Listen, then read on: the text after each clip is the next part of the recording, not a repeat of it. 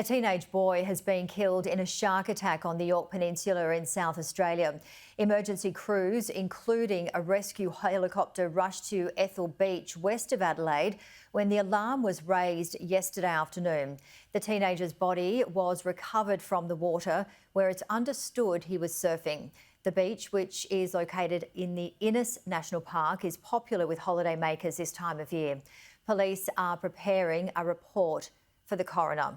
Well, joining me live now is Andrew Fox. Andrew, thank you so much for joining us. Devastating news, and of course we will be hearing more from the police of this devastation of the death from a shark.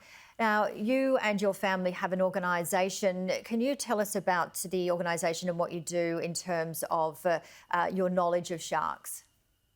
Yeah, sure. We've been providing a platform for shark research and filming from the 1960s after my father was attacked by a great white shark.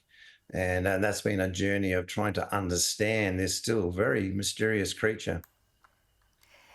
And certainly, would you say we're seeing an increase in shark attacks? I believe 5 in South Australia this year alone. And Yeah. we tend to be seeing more, are we?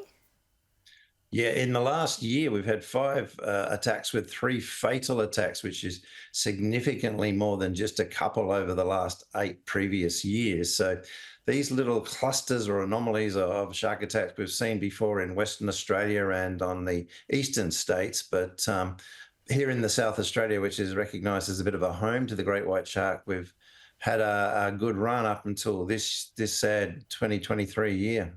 Do we know why we're seeing an increase?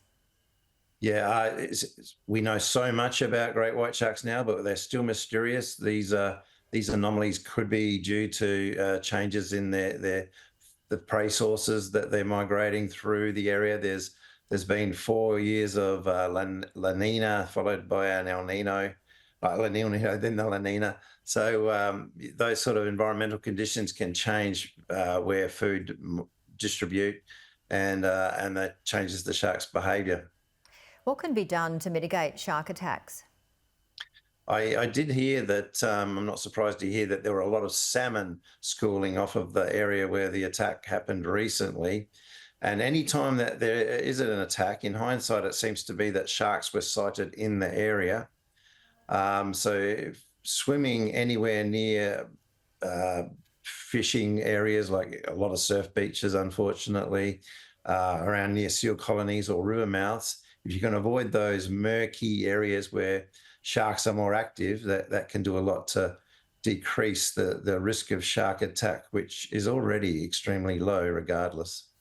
Very good advice. And of course, over the summer months, no doubt many people will be heading to the water. What other advice could you give people heading into the water, perhaps not just swimmers, but people heading out on kayaks or the like? Sure. I think it's important to know that if you're enjoying a rich, beautiful marine environment, it's often as a result of the sharks that are there. So there's always going to be a risk. But to reduce that risk, short of not being in the water, is go to areas where are under surveillance, where you've got a history of where there's apps, there's places you can find out where sharks have been seen recently, and close to help and in the company of others is always a good move.